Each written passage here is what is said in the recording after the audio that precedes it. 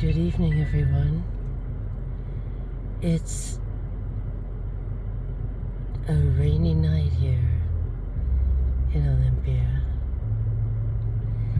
and strangely, this house, I do know that it is, of course, it's after the first, but a very strange thing happened where they kind of took everything down early. I was going to come and film it for you just because it's got this Francis Ford Coppola quality to it, and it's very, very way over the top and incredible at Christmas, with little lanes and Santa houses, and it's just endless. So, I promise next year, there's a little bit of takedown right there. That might have been one of the huts, and there are huts with treats and just like glorious little roads all through this home. And it's funny, I call it the Coppola house only because I'm quite certain that his niece lived here and moved, and she was the one who was credited with writing the film Juno, which I have not seen. So, it was funny because she moved in there and really hung up Halloween stuff all over. It was kind of ghoulish and a kind of a tattoo-y place. And then the other house, which had been there forever, became that. But I was coming down the other day, and I was walking Mankin, and at that point the lights were still on, but I was walking them. I just wasn't really filming, and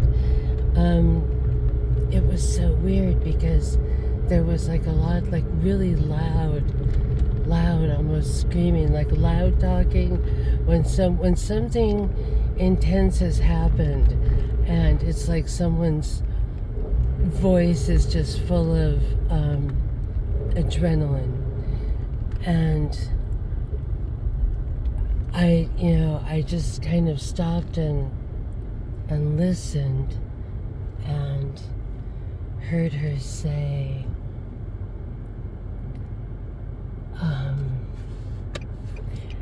yeah, and I told the police, so you're gonna do what to me for defending myself? And like, she was really upset, and she was talking to someone and recounting the story, and I don't know if someone had broken and entered.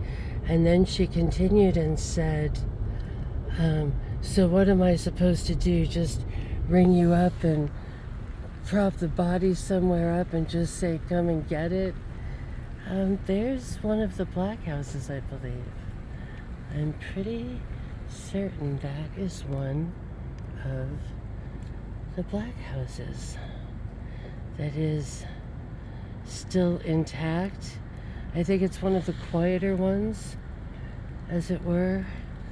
But yeah, and here she is, this kind of, I would think prominent homeowner, doing the biggest Christmas deal in town, and yet getting absolutely like no,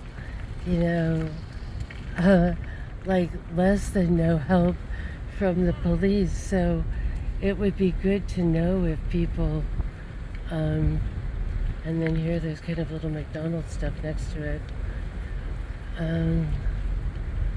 So yeah, it's like, what is that all about? That she had some kind of terrifying intruder. I I came in sort of part way through everything, so I wasn't. I don't know if they were, living in Santa's house, or the elves' workshop, or in that tree house, which always seems to be there. The capital is there. But wow, it was daunting to hear it. It was sad that here is an older couple who are going above and beyond and really making the whole Christmas thing not bah humbug here. There's a church across the street that was sort of ho-hum, and now that they've come in, that church now really, puts that big giant stuff too. It's like they're kind of forcing, they're saying, who's gonna be an adult here and be fun for children, and who are the adults here that are gonna put out the time for that. So wow. I just read something about the Chinese factories that are making all of these flags that we see everywhere. They've got that going. In the days of the bitter pill, I don't know if any of you have been reading about the bitter pill that they're being told to swallow now. It's not that sort of fun, wild, kind of prosperous energy going on there at the moment. And it's pretty out tonight. It looks like it just stopped raining for 1/2 second. And there is something about the world in the evening. The shirkers are all home now and, numb with microbrew. They're renting out their driveway to their poor broke cousin or something. I think the sheriff lives in that one. I think he came out one day when I was walking around. There was some sort of accident that happened in front of his place. Wow, the sheriff and the satanic black houses all married together. Many, many blessings as we trudge into the new